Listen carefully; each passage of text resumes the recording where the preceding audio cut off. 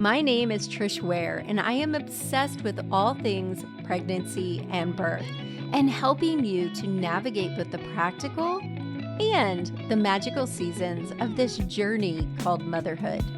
I'm an all-day coffee-sipping mama of 7. I've had the amazing privilege of delivering many babies in my 15-plus year career as a labor and delivery nurse and as a mama of 7. I'm here to help you take the guesswork out of childbirth so you can make the choices that are right for you and your baby. Quick note, this podcast is for educational purposes only and does not replace your medical advice. Check out our full disclaimer at the bottom of the show notes. Hello, everyone. I am really excited about today's episode. And I know I tend to say that, but today's episode is a topic that I think is going to be extremely powerful. And just a heads up, my allergies are kicked into high gear. So my voice sounds weird, but today's guest is Maranda Bauer, and she is the CEO and founder of Postpartum University. And all of you guys that hang out with me on the regular know that I am obsessed with postpartum right now because of our postpartum membership. Welcome, Maranda. Thank you so much. I'm very excited to be here. Finally, it's been a long time in the making. I know our lives are crazy. Maranda and I have been trying to connect for I want to say it's close to 8 or 9 months. It's something crazy. Absolutely crazy. Yeah. Life is weird sometimes. And our schedules have finally aligned, and here we are. And it's going to be the best episode ever. Because that's one thing I love so much about my husband, because I tend to be like, even though I focus so heavily on mindset inside of my birth classes and my memberships. So the rest of you guys plug your ears. Maranda, I tend to be like an all or nothing, doom or gloom, like immediate reaction type of person. And my husband is so good at pausing and saying, okay, this means this is the way it's supposed to be, and like something good is going to come from it. So he's always like, timing is perfect. And so he would say that we didn't connect before because this episode was so meant to be, and it's going to be exactly what was supposed to happen. Oh, I love it so much. And I think we're twinning on husbands, because mine is the exact same way. He's like my rock. I tell him all the time, you're like my emotional rock. You keep me stable, because I'm the all or nothing too. And yeah, I can totally feel that. Yeah, we definitely struggle with that. And just a funny side note, I am trying to start meditating, and I'm always like, my 8-year-old can't sit still for 2 seconds. And so today I did 5 minutes of meditation, which I realized I now know why my son can't sit still. He totally gets it from me. So mindfulness and positive thinking is not my natural go-to. So I'm going to try. So today is going to be amazing, meant to be episode that we've been trying to do for 8 months. That's what that is all about.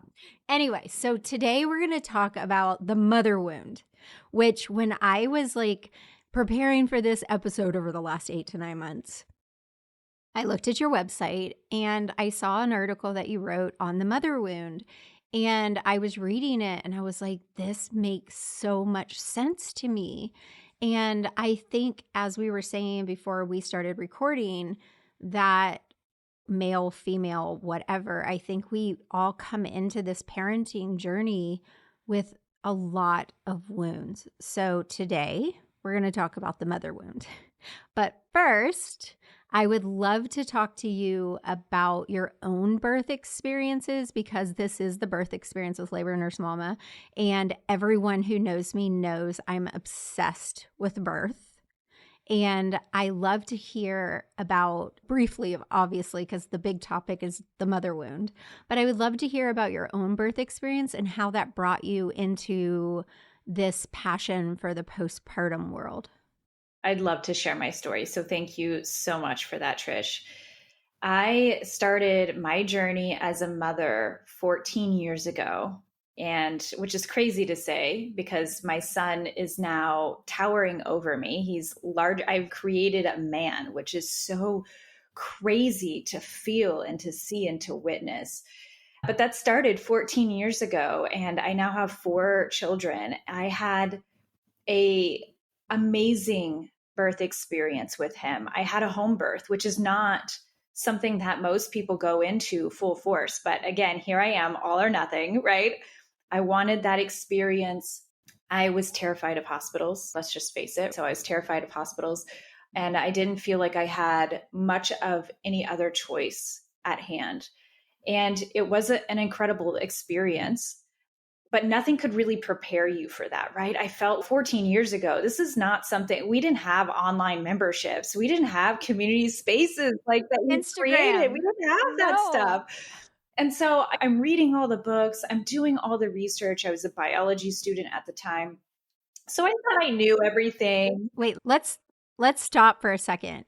For those of you guys who don't know, back then we had these buildings that you had to drive to and park and walk into, and they housed these things called books. You're making me look really old here. No, my oldest is in his 30s, so I totally It's understand. true, right? And so I thought I Yeah. had prepared for everything. And then his experience came, and really I learned how unprepared I was. And we have a tendency, I feel, that we do birth how we do life. And that's exactly how I did. All in. I was ready for it, gung ho. And then when you get to the hard part, I was like, I'm out. I'm dropping this. I'm leaving. I specifically remember saying to my midwife, I'm done. And of course, my baby, I'm like in transition. My baby's coming. I don't have a choice. And she's like, honey, you're exactly where you're supposed to be. You're going to birth this baby.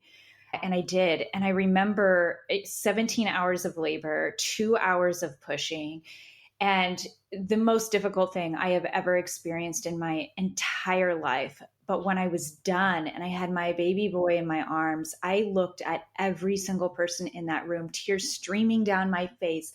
And I said, I did it. I did it. I did it. And I remember looking in the eyes of every single person as I said that to each individual. Did you see that? Did you witness what I just accomplished? And I really feel like that was the beginning of my inner knowing of who I am and what I'm coming here to be. And so I loved all things birth. Again, I was inundated with it like in my pregnancy. I wanted to know all of the things. And then here was my experience. And then 2 weeks later, I am a giant mess. I am crying at everything. I haven't slept. My nipples are bleeding. I cannot understand why I don't even want to be a mom anymore.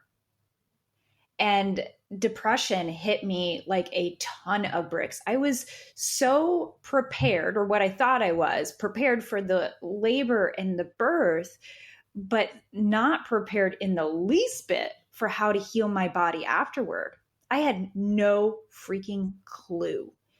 And that's really how postpartum university has come to fruition, because as I was looking at, okay, I have depression, I had extreme anxiety. I would wake up from a nap having dreamt of monkeys coming down from the ceiling to steal my baby, and waking up in a huge panic attack, knowing that was completely not going to happen, not understanding what was going on with my brain, but not able to control the situation in the least bit, just like freaking out, full on panic attacks. So I knew something had to give, something had to change. I could not raise my son in that way. It was not going to happen. I had to do something more. I had to do something different for him. And I really started my journey into, okay, how do I heal my body? Why did this happen to me in the first place? I was talking with providers. I was talking with my sister, my best friends, the people in my space. And it was like, yeah, this is motherhood. Yes, this is the way it goes. And my doctors were like, of course, you just had a baby. This is how it is. They had no clue. They had no idea. They had no training. They had no background. My friends, my loved ones who've been there before, they were just like, yeah, it's crappy. Here you are. Welcome to motherhood. And I was like, holy crap, how we have normalized this mediocre motherhood, this crappy experience. And still to this day, this is what we do, right? Now we're coming out and we're talking about postpartum depression and anxiety, but under the same breath, we've normalized it. We've said this is the normal thing to experience. And that's so far from the truth. That's not how we're supposed to experience motherhood. That's not how life is supposed to be. So, this is why Postpartum University exists, so that we can understand what it truly means, what's happening in our bodies, what are the physiological changes, the psychological changes, the biological changes, and then how do we support them so that we feel good in our bodies and we heal well so that we can be the mothers that we want. I love that so much. That's amazing. As a labor and delivery nurse, postpartum has always been beside my own. It's not really been my passion because I labor you and then I recover you for 2 hours and I pass you on to a postpartum nurse. So, besides my own postpartum experience, and from being a mom of 4, I'm a mom of 7, your postpartum journey in real life, and I say that in quotes, is usually very lonely. You don't spend it with other people. Your friends who are having babies, even if they're having babies at the same time, they're doing it alone. You don't have time to do it together, and you don't have the energy to do it together. It's not like you want to, especially the more kids you have, it's not like you want to get all the kids in the car and go over to your friend's house and recover over there or vice versa. So it's a very lonely journey. And like you said, for those of us who have older kids, we didn't have the resources that the moms have today. And I love that pregnancy and postpartum. I do feel like we're moving into an era where we're saying, no, you don't have to be in pain during pregnancy. You don't have to say this is just a normal part of pregnancy. And no, you don't have to be overwhelmed and you don't have to be sad and you don't have to feel all these feelings. There are things available to you to get help during postpartum.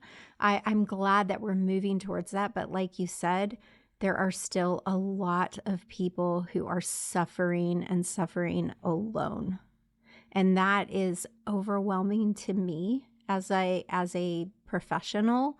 And I just love that there are so many of us who are saying enough in taking action. And inside of our membership, which began as a pregnancy membership, but guess what? They had their babies and they're sticking around. So we started our weekly postpartum hangout, and that has morphed into this incredible postpartum environment. And through these women and their transparency, my youngest is 8 out of 7 children.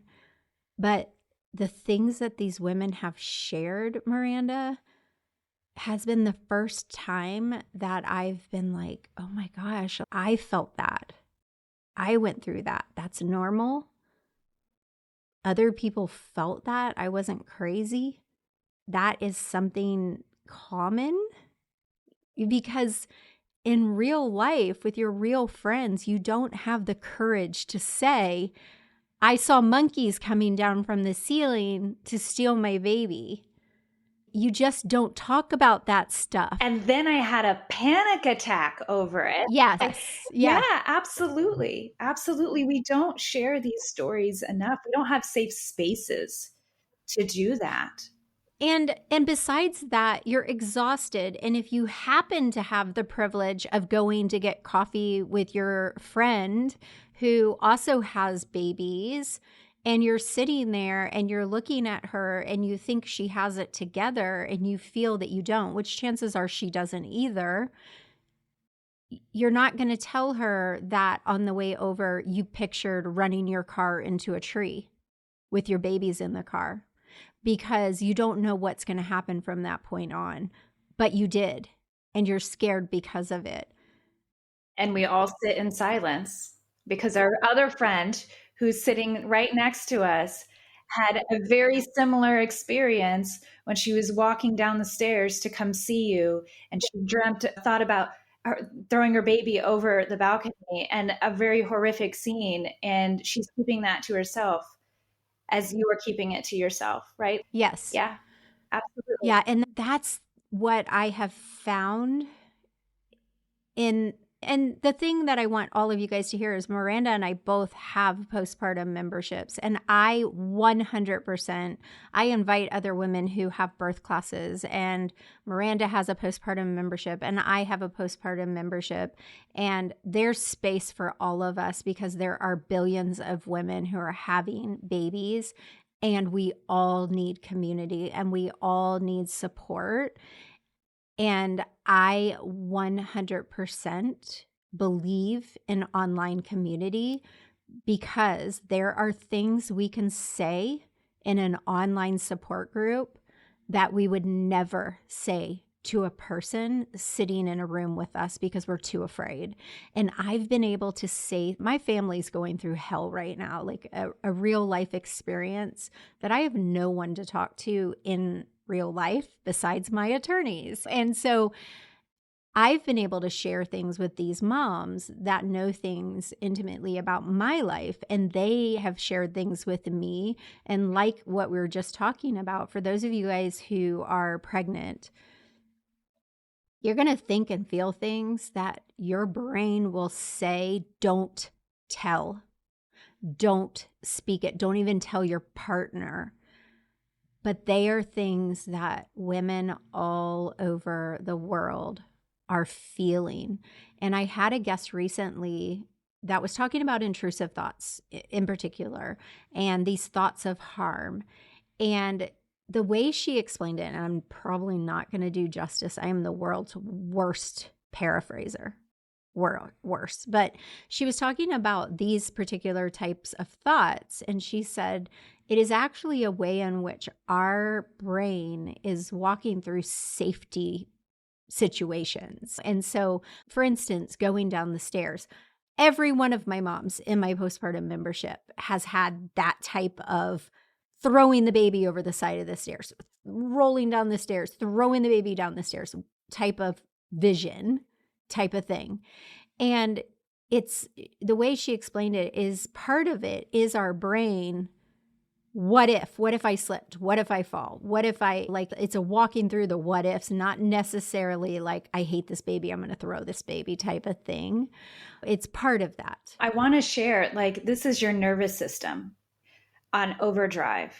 And a part of that is a biological normal because you're here to protect that baby, right? And so anytime there's a dangerous situation where you're getting in a car, you're going down the stairs, you're coming across a balcony, whatever that situation is or that scenario is, your brain is notifying you that, hey, this might be a dangerous thing. But we live in a world that is so full of information, that's so full of stress, right? You've got to do this, you've got to do that. And your postpartum body, and I'm not talking about the 6 weeks postpartum, I'm talking about like the years postpartum here. Your brain is literally, it takes 2 full years for your brain to go through the entire process of changing, right? So these intrusive thoughts, they live with you for a while because it's simply saying, hey, your body's on overdrive. You've got to calm down and bring it back into the wholeness that you already are. And it's hard to do when we live in this stress environment, when we're constantly on the go, when we have so many things happening within our world and things on our mind and to-do lists. And all of that is what creates those intrusive thoughts. The biological normal is, hey, I'm protecting my baby. But when we're so stressed and so overwhelmed, it's like it flips it over the edge. Now it becomes almost unmanageable. And then those thoughts become scary. So always reminding yourself, like, hey, I'm only thinking these things because I'm here to protect my baby. My brain is doing such a good job. And bringing yourself back into your body, deep breaths, breathing, relaxing into that, and recognizing that you're doing the hard work, right? That is exactly what you're supposed to do. And I think that just takes away the spiral, because I know that when I had my intrusive thoughts, and I see this all the time and with my mom as well, it's you feel it and then you're like, oh my gosh, I can't believe I just had that thought. I'm a terrible mom. Why is that happening? And then you feel shamed about it. You feel guilty for it. And it sends you in a bigger spiral. And you have those thoughts more often because you're so stressed out about it. The nervous system is on high, right? Like it's a nasty spiral. So think yourself, right? Like, I got it. My body's doing such a good job letting me know that there's danger and it's okay. I'm safe. My baby's safe. I've got this. It does so much. It's like a whole shift in perspective. Yeah, and I love that because for most women, the only counsel you get is inside your own brain because you're too afraid to share it or speak it. There's so much power in speaking it and sharing it and hearing, oh, I'm not alone. Someone else has felt that, and finding out like this is normal for me to think this, and this is a part of, like you said, my system, my body protecting my baby, not harming my baby. And I just love that power in that. Okay, so let's talk about the mother wound. What the heck is the mother wound? What is it? The mother wound. Yes, I love this conversation. The mother wound is something that I find is often experienced by all of us, especially our generation, our mother's generation, even the generations before. It's really this emotional and psychological scarring almost that women carry as a result of their relationship with their own mothers. So, the things that we've experienced in childhood relating to our mothers, the physical, the emotional, maybe a neglect, abandonment, lack of love or support, loss of our mothers, all of those things can often cause what we call the mother wound. And it impacts the way we ourselves mother, right? Our very first idea of what mothering is comes from the way in which we were mothered and the way in which we experienced that mothering. And so often when we become mothers, that's the very thing that starts popping up. I always call these things invitations to heal. So when you have an intrusive thought, when you have a remembrance of a trauma, when you experience something in your body that does not feel good, those are called invitations to heal. And that's exactly what the motherhood is. It's these invitations to heal what has transpired within your own childhood, within your own mothering journey, so that you can heal. And it's generational healing too. You're not just healing for yourself, but for your children, and be the mom that you've always wanted to be, what you've actually envisioned being, and changing that whole generational paradigm. It makes so much sense that our mothers have such a profound effect on our mothering, right? It makes so much sense. And I've been doing a lot of self reflection and learning through therapy, and mothers have such a power. We have such a huge power. And I think for everyone, and especially those of you who are expecting and entering into this journey, I am 100% on board for therapy, for whether you think you need it or not. If you're becoming a parent, trust me, you need it. It is such a valuable tool, learning how to communicate, and you're about to grow emotionally and physically and nurture another human being. Like, therapy is amazing. It is. And when we're talking about the mother wound, there's so many aspects of this that really impact our life. Our low self-esteem, beating ourselves up, the self-doubt, the insecurity, that impacts your relationships. It impacts your career, your sense of self-worth, and obviously how you parent. Then we have depression and anxiety that also interweaves themselves into those components, and it can make it worse to and more likely to experience those things. And then we have a really difficult time forming those healthy relationships, whether it's not just with our baby, but also with our partner, right? How did we witness our mother being a wife? Right. And how do we carry on so much of that? I was actually just at a retreat recently, and it was a beautiful gathering of these amazing women. It was a business retreat, but okay, business retreat also means like deep healing retreat, like tons of inner work. We were doing all sorts of amazing healing sessions, and the recognition of so many women were like, whoa, I did not realize that I was being my mom. I didn't realize that I was carrying this wound that I had from childhood over into the way I was parenting. I didn't realize that I was doing XYZ based upon the experience they had of being mothered. And I took that away. Wow, this is so incredible. We don't recognize how deep this is for us.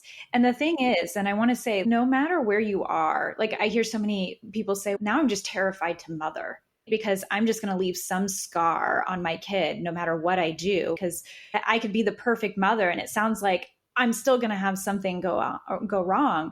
And I want to stress the significance of just doing your absolute best. Like our children have their journeys just as you have your journey. We're here to heal and to grow, right? So are our children, and we can't protect them from everything. But I promise you, the more that you work on your mother wound, the more that you focus on healing your body and releasing that ancestral and generational trauma, the better off everyone will be, especially you as the center of your home, as the creator of your home, right? Like you create human beings, right? You are literally the center of the world. You are the center of your home, the energetic center, the mother's, so many aspects. This is why the motherhood is so big, because you play such a huge role. And that's why it's so important that we work on these things and you heal your body. Focus on yourself, because when you focus on healing yourself and you give yourself permission to do that inner work, to focus on the things that really matter for you, not just the inner work, but also nutrition, getting enough sleep, communicating with your husband, having some sexy time, having some time alone, meditating. Yes, that you need, whatever it is that you need, that is going to simultaneously meet the needs of your children. And we often forget that. We think the opposite. If I neglect myself, if I am a martyr to my own well-being, if I ignore everything about what I need and just give everything to my children, they will benefit. And the truth is, that's not what we want them to see, because that is only creating a mother wound for them. If they're watching you give so much of yourself that you're falling apart, then they're going to believe that is what motherhood is. And they're going to feel guilty and shameful for that, having given you that experience. I see this all the time. As a person who's grown up with a mother myself, my mother was constantly sick. And when I grew up and became a mother, I thought motherhood meant illness. And I tell you, I didn't find that until I started meditating. So maybe you'll find something there. But that came to me in a meditation. It was absolutely, I was blown away. I was like, oh my gosh, no wonder I'm always sick, because my mom gave so much of herself that she would crash and crash and crash. And I thought that's what it meant to be a mother. And so guess what I was repeating? And when I recognized that, it changed my whole world. I was like, I don't have to give myself to in such a way to make myself sick. And now my children witness a happy, healthy mother who's able to be there for them more when it matters, because I'm more available. I'm not sick. I'm not hung up on the couch or in the bathroom or whatever it is. What happens when the host of the podcast starts crying? Because I know. I'm able to be there for them. And because I've taken time out for myself. And what I'm saying is meet the needs of your children by first giving to yourself. And it's so cliche, put your mask on first, right? We say that. And it's just one of those extra things. But it's a huge struggle as a mother. I talk to my girls all the time inside of our membership and with my students, because one of the things that sets me apart from all other birth classes, number one, if they join our birth classes, they get 30 days free in Calm Mama Society, which is my pregnancy and postpartum membership. Part of that, which is literally insane, but relationship is my thing. I thrive on that. So we give them virtual labor support, which means they get this private DM with me and my two doulas once they hit 37 weeks, up until literally whenever, as long as they're a member inside the membership. But part of what we do is they start their labor, we call it labor bat signal. They started at 37 weeks, and they're always focused on, how do I go into labor? How do I go into labor? But one of our primary goals is, how do you focus on you these last few weeks? Because we want them to start practicing their importance as a woman before baby comes, so that they continue that after baby comes. And we're like, okay, let's say her name is Jenny. What does Jenny love to do that she's not going to be able to do once baby comes? We want you to do that once or twice these last few weeks. What is something you really love to do? Like, we want you to do it, and we're going to hold you accountable. Because, as well as I know, once baby comes, even if you get to do it, it's not the same. And so then after baby comes, we really want them to focus on prioritizing that. And just to be transparent, I got out of a pretty abusive relationship in 2019. And part of why I focus on this is because of just what you said. Like, I ran myself completely in the ground. And not only did I not know how to take care of myself, but my kids had no idea what it looked like for me to have boundaries. And I've shared this before. I remember saying to my therapist, is it okay for me to shut my door and watch a movie by myself? Is that selfish? And she was like, no, that is completely okay. And just watching a movie by myself without the kids and saying, hey, don't interrupt, I'm going to hang out, have a glass of wine, watch a movie, was so huge for me. But that was because of me, because I had not set those boundaries. I had not prioritized myself. I was just like your mom. I dropped everything for them. And I had set that up. So I have made it a priority to try to teach these mamas to start it in pregnancy. That focus on you. You're valuable. And if you do, guess what? Your partner and your children will also value you. Mic drop, done, right? Podcast over. That is such a perfect scenario. And I talk about this all the time, especially when it comes to Mother's Day. I actually have written several pieces and talked about this multiple times. Celebrate yourself first, and then you set the standard. Like, you let other people know how to treat you. You are creating an atmosphere in which you are going to thrive. You have to do that first, however. And that's the hardest part, because so many women are like, I don't even know where to start. I don't even know how to take care of myself. We don't even talk about how to eat to heal your body. We don't talk about how to get the best sleep with the newborn. We talk about how to make newborn sleep and sleep training, but we don't talk about ourselves, right? We talk about, how do we lose the baby weight? We don't talk about, how do I be the healthiest version of myself? We have completely neglected some of these important aspects of who we are. And I see it all the time too. It's, oh, try this and oh, try that. And it's, hey, guess what? That doesn't work for a postpartum body. Like, that you have to understand what's really transpiring within you, what's really physically and emotionally changing, and how to use that to your benefit. And so that's where my focus is, right? My Mama Thrive method is really about helping you understand those intricacies within you so that you know how to support them best. And I see this all the time, and you probably do too, because you work with so many mamas. They're like, I don't even know where to begin. Where do I start? My life is so overwhelming. I have so much on my plate. Like the very idea of doing anything is way too much. Where do you start? And so breaking it down to help them understand here are exactly where you want to start to get the best results so that you can start feeling like you again and your body. And I think that's just such a huge shift in mindset to be able to say, oh, take care of you. But what happens when we take care of you? Okay, here's an example for you, real life scenario. How many times do you actually get a moment to yourself? If you do, you get a moment to yourself and you're like, I have no earthly idea what to do right now.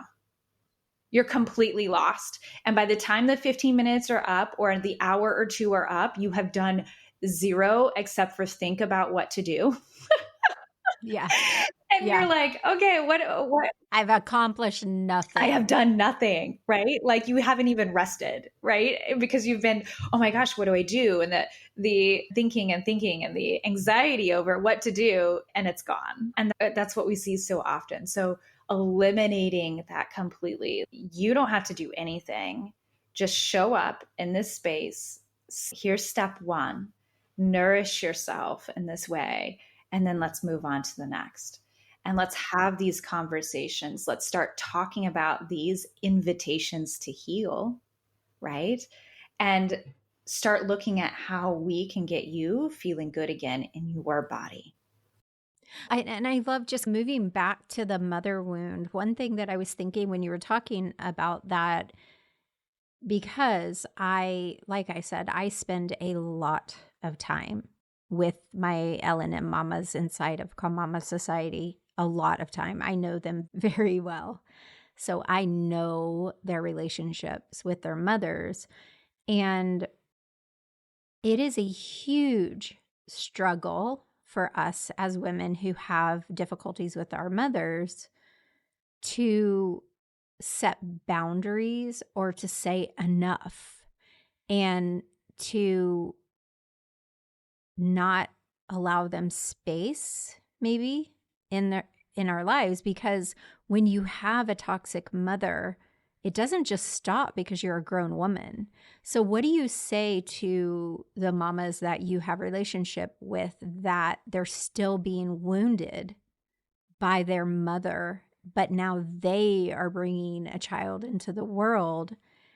You know what I'm saying? Oh, I do. This is like a whole new podcast show right here. Yeah, so because that doesn't stop when you become an adult woman and when you become a parent yourself. And I know one of the things that we talk about in our pregnancy hangout, we hang out with our pregnant mamas every Wednesday.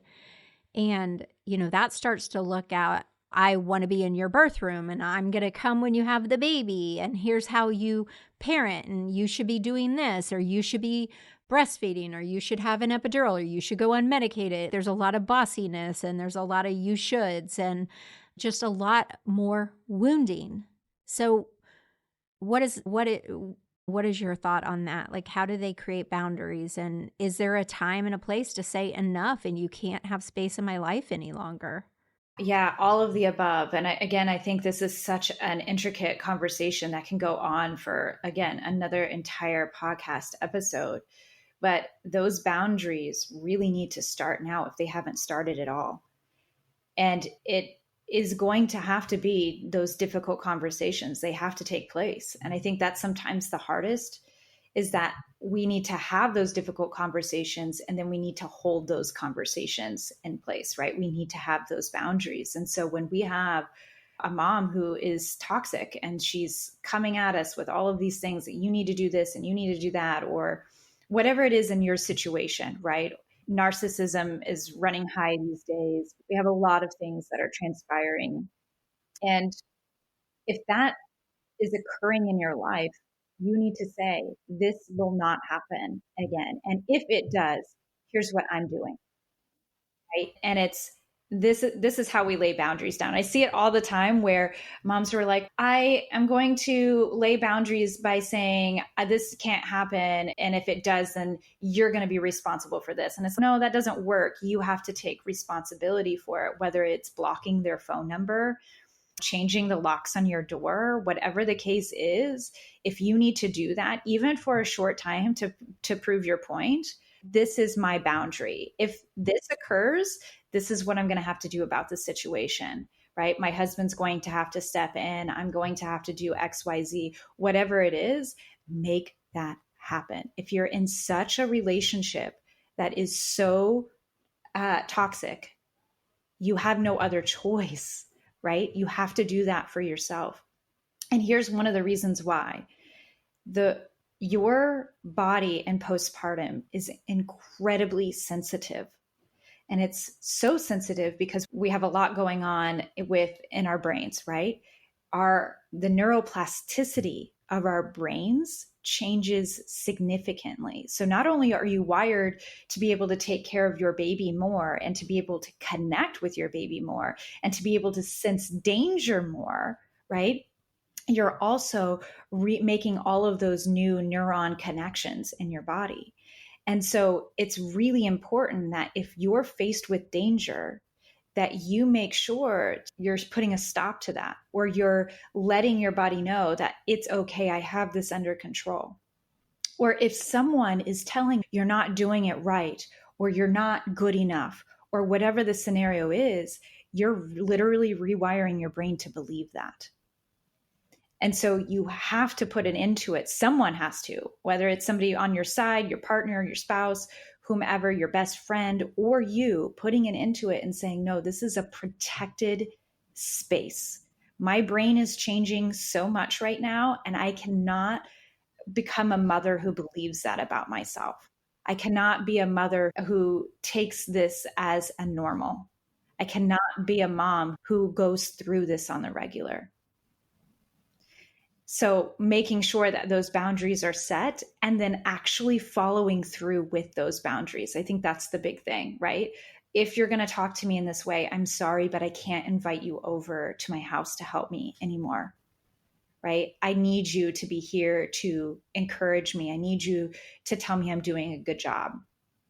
I need you to show up in this way. And if that can't happen, then this cannot happen.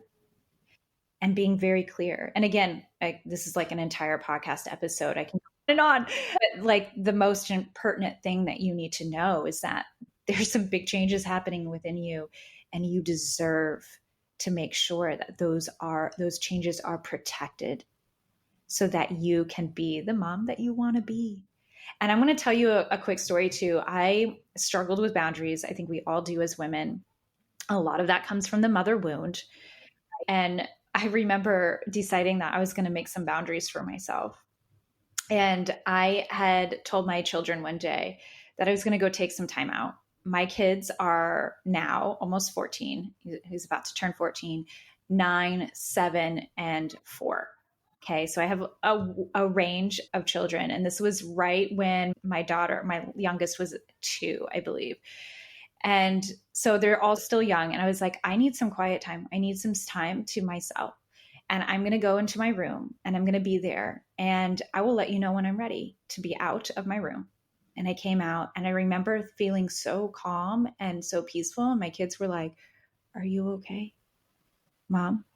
And I was like, I'm great. And they were like, I'm great. You're great. That felt really good because now I'm able to be present. And so it ended up becoming a thing where my kids were like, Mom, do you need some time alone? Do you need some time by yourself? And now my children do the exact same thing. My daughter will sense herself. She starts getting angry and upset. And I need to go take some time. I'll be back. And she'll walk away and she'll go take time for herself.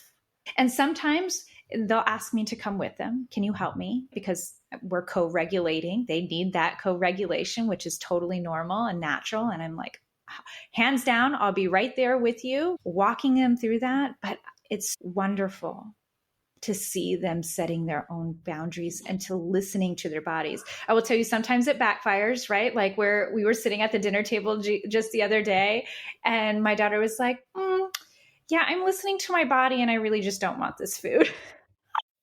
And it's okay. But they are so connected. I have 3 girls and I'm so grateful that I get to raise them in this way. And I'm sure there's mess ups. I'm sure they're going to end up in therapy for something or other. I'm not going to be afraid of that. I'm going to keep healing myself. I'm going to keep working through this generational mother wound and taking care of myself, knowing that I am simultaneously meeting and caring for my babies and showing them how to do the same for themselves. Mm-hmm. I love that. Same thing with Grayson. He'll do the same thing. He'll be like, I need some time alone. I need to go and think and calm down. I'm like, okay, do it. Therapy is amazing. How empowering is that for our children? I never got that, right? Me neither. No, never. And I know my mom never got that, right? And my mom wouldn't have handled that. She would have taken it personally had I done that when I was younger. Exactly, right? And so we don't have to do that. We don't have to play those games. We can have boundaries and feel good about them and recognize how beneficial they are to our children. Yeah, I love that. This has been such a great conversation. I feel like we could go on and on because and it's funny, every time I post something on Labor Nurse Mama about boundaries or toxic family members or toxic friends, it literally goes viral because I think so many of us are dealing with these wounds, whether it's a mother or a family member or father or what have you. But a lot of times it is a mother or a mother-in-law, one or the other. So, Miranda, can you tell everyone where they can find you? Absolutely. So you can go to my website, postpartumu, that's the letter u.com. And we have a podcast as well. We talk about all of these things. We have a blog, we have social media you can go follow us on. And of course, we have our own amazing membership where I walk you through the Thrive Mama method and help you connect in with those physical changes, those psychological changes that are occurring. And we also work a lot with postpartum professionals. That's a huge part of what we do. So if you're in the field, if you're a doctor, nurse, midwife, we have chiropractors, nutritionists, doctors, of course, the field, right? If you are working with postpartum moms, this is a safe place where you can come in and not only get the healing that you need, but also the training that you need to understand those physiological and psychological changes. So things that no one else is talking about. We talk about that at Postpartum University. So you're welcome to join us. Oh, I love it. Thank you so much for coming today. It was an amazing conversation. Trish, it is such a pleasure. And I'm so glad that we were finally able to connect. I feel like this is like the birth of a baby, right? It's been 8-9 months of waiting and connecting in and trying to make this work. And here it is, the birth of a baby. So beautiful. It happened. It happened. Thank you. Yes, of course. Today's episode was such a powerful episode for me as a woman and a mother. Mother wounds are significant. So I hope you enjoyed listening to it, and I'd love to hear your feedback. So leave a review, hit subscribe so that you always get a heads up on a new episode. They come out every Friday morning. As always, see you again next Friday. Bye for now.